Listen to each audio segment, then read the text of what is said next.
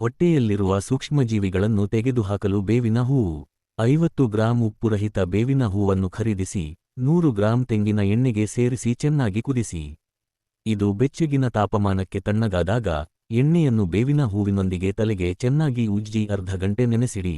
ತಲೆಹೊಟ್ಟು ಸಮಸ್ಯೆ ಬಗೆಹರಿಯುತ್ತದೆ.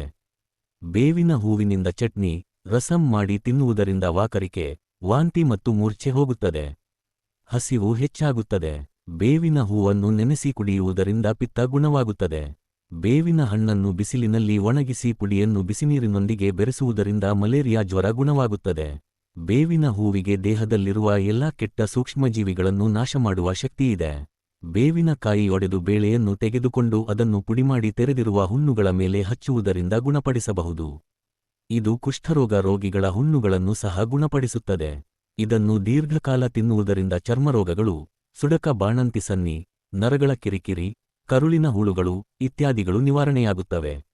ಬೇವಿನ ಮರದ ಹೂವುಗಳನ್ನು ಅಗಿಯುವುದರಿಂದ ವಾಯು, ಅತಿಯಾದ ಆಕಳಿಕೆ, ಹಸಿವಿನ ಕೊರತೆ ಇತ್ಯಾದಿಗಳಿಗೆ ಉತ್ತಮ ಫಲಿತಾಂಶ ಸಿಗುತ್ತದೆ. ಹೊಟ್ಟೆ ಸಮಸ್ಯೆ ಇರುವವರಿಗೆ, ಬಳಪ, ಚಾಕ್ ಪೀಸ್ ಗೆಡ್ಡೆಗಳು ತಿನ್ನುವ ಅಭ್ಯಾಸವಿರುವ ಮಕ್ಕಳಿಗೆ ಬೇವಿನ ಹೂವಿನ ಕಷಾಯವನ್ನು ನೀಡುವುದರಿಂದ ಹೊಟ್ಟೆ ಶುದ್ಧವಾಗುತ್ತದೆ. ಬೇವಿನ ಹೂವುಗಳನ್ನು ಬಿಸಿಲಿನಲ್ಲಿ ಒಣಗಿಸಿ ಪುಡಿ ಮಾಡಿ, ಬೇಳೆ ಪುಡಿಯೊಂದಿಗೆ ಬೆರೆಸಿ ಅನ್ನದೊಂದಿಗೆ ತಿನ್ನುವುದರಿಂದ ವಾಂತಿ, ತೇಗು ಮತ್ತು ಪಿತ್ತರಸ ನಿವಾರಣೆಯಾಗುತ್ತದೆ. ಪ್ರಾಕೃತಿಕ ಆಹಾರ ಮತ್ತು ಆಯುರ್ವೇದ ಸಲಹೆಗಾರರು, ಪಾರಂಪರಿಕ ಚಿಕಿತ್ಸಕ ಸಿದ್ಧವೈದ್ಯರು ಸುರೇಶ್.